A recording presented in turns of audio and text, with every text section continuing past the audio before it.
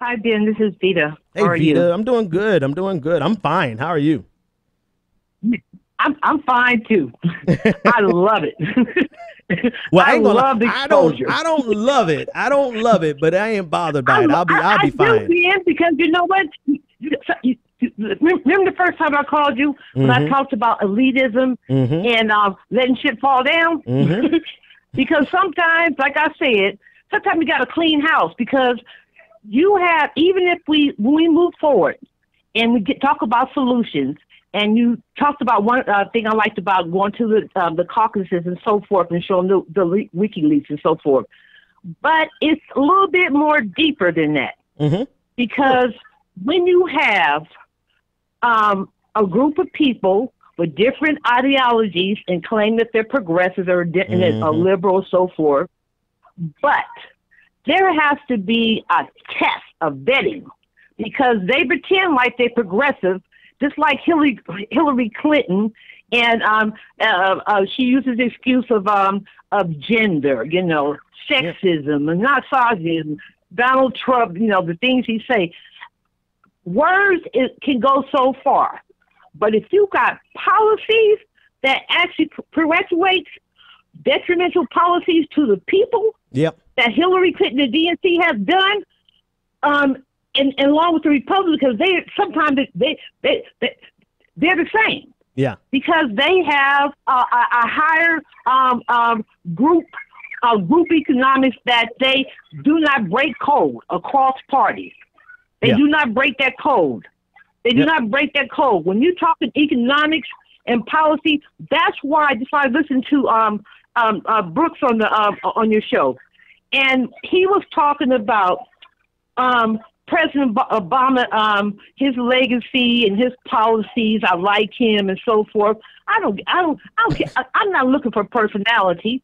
I'm looking at the policies. Mm-hmm. President Obama, in the 8 years he was president, he was enacting the same stuff that has hurt communities after communities. Especially the death of black bodies. The imprisonment, Jim Crow. They even look at the housing, the policies and laws that's already on the books. Yeah. Yep. They and then we have these white liberals that get on TV, and Tom Hartman, Jank, and all of them, and MSNBC, and all this stuff after the fact. Right before the election, if you remember, they talked about how Jill Stein and the Libertarian Party was going to affect how the voting was coming. They already set up that narrative way before it happened. They already knew that. They were going to use that narrative line, put it out there in the media, use their news surrogates that actually work for them, that keeps the propaganda going, just like Rachel Maddow did, what she did. And she's smart and intelligent, when we have all these white, educated, black intellectuals and knowledgeable people, and they couldn't figure this shit out. Come on. They all in the same package. Mm-hmm. We have to stop pretending. Mm-hmm. We got to dig deep.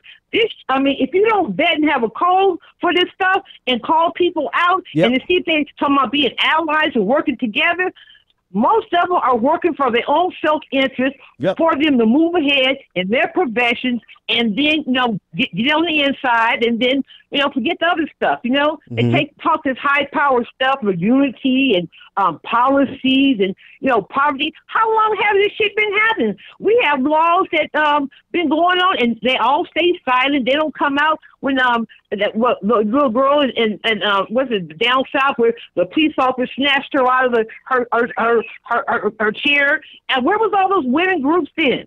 Where's all those feminists then? If anything pertains to black, then it's like identity politics. It's the black people. You know what? They didn't put the black people out there to face. And I'm sick and tired of it. This is what I get for keeping you on hold so long. I kept you on hold too long. You were writing down everything or remembering everything that you wanted to say. I was trying to remember. I had so much inside of me. Then I can go on and on because it is just. It's like on the North Show, that guy with that new impact.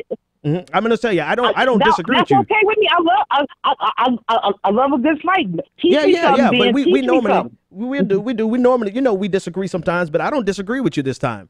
I don't disagree with you this time, because what this election actually said was that we don't want your. So here's the funny thing about it. Republicans said, for the wrong reasons, the right answer. They said, we don't want your quote unquote Clintonism. The reason they said is because they just hate Clinton, right? Because the Republicans are perfectly okay with the policies of Clinton, because the policies of Clinton helped them. Across the board, the policies of the Clintons have always helped white Americans, wealthy Americans. There's nothing about the Clinton economic package that hurt any of those people that voted against them yesterday, with the exception of NAFTA, right? Pretty big exception. But that was a natural progression that we as America did not fight back against. So outside of the trade policies, you just talk about the tax cuts. You talk about the tax cuts that they didn't roll back. You talk about, they didn't hurt. They didn't destroy white America. White America acted like they got destroyed by the Clintons, but realistically, no. There was nothing set in motion from Bill Clinton that was not already set in motion that was going to hurt America in the first place. The trend towards globalism was not going to be stopped by the Clintons nor the Republicans, and that's what hurt America. So there's nothing that the Clintons did on top of globalism that hurt the Republicans any more than they were already going to be hurt. I said that to say this. The Republicans who voted against the Clintons yesterday, they may have made the right call on ending Clintonism, but they did it for the wrong reason. They did it because they feel like Donald Trump and the Republican Party is going to give them an economic package that's actually going to help them out, and that's not the case. That has never been the case. Yes, Donald Trump is different, but Donald Trump is still a capitalist. Donald Trump is himself a neoliberal. Donald Trump himself benefits from these trade agreements. He may tweak the TPP, but he is surrounded by people who are fully embracing the TPP. I would bet money with you right now that Donald Trump is not going to stop the TPP. So they stopped Clinton. They rejected Clintonism. But they didn't reject Clintonism because they actually want more progressivism. They rejected Clintonism because they just want Clintonism to come from Republicans. They just want to call it Reaganomics. They don't want to call it Clintonism. They want to be able to take credit for devastating poor middle-class people.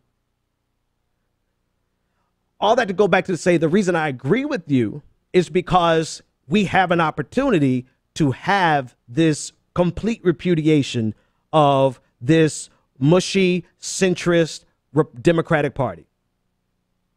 And anybody who's telling you that we should maintain this centrist-styled neoliberal Democratic Party needs to be the first person you slap the taste. Well, I'm sorry, don't slap the taste out of their mouth. You go to jail.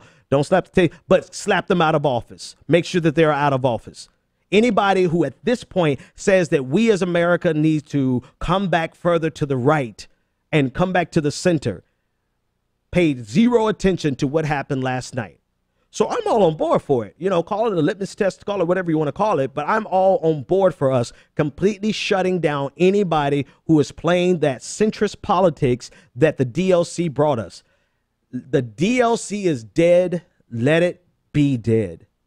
Clintonism is gone. The Clinton Foundation is what's going to be the legacy. We should not see another Clinton in office in our lifetime. That being said, let's let it go. They're gone, stay gone. We need to put our energy in making sure that we uproot all of their centrist-leaning infrastructures that keep centrist-leaning Cory Booker and people like that in power. That infrastructure needs to go, and it needs to go quickly.